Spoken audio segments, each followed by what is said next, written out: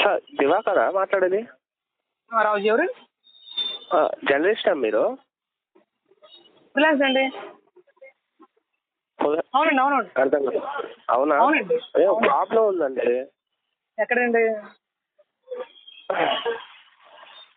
మీరు డబ్బులు తీసుకున్నారు కదా కోటక్ నుంచి, అక్కడే ప్రాబ్లం ఉంది.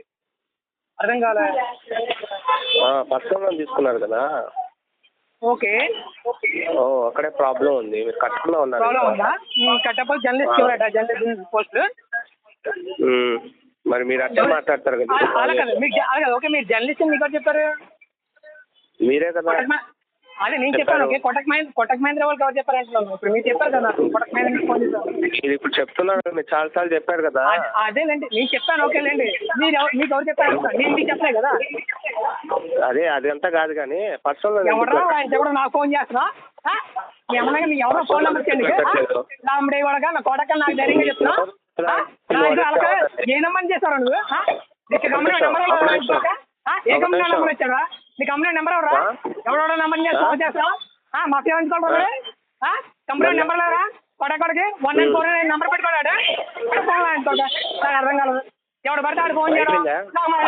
కంపెనీ పెడితే ఏముంటుంది? నెంబర్ పెట్టి మా ఎవడు పడితే ఎవడో ఫోన్ చేస్తాడు. ఎవరు నమ్మమంటావు?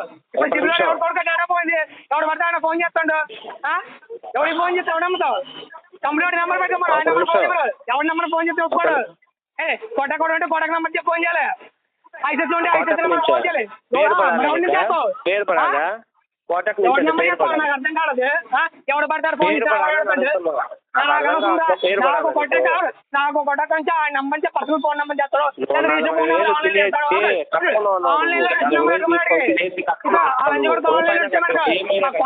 హైదరాబాద్ కూడా కొత్త చేసి మా డౌట్ తీసుకోవాలి లంచ్ వరకు.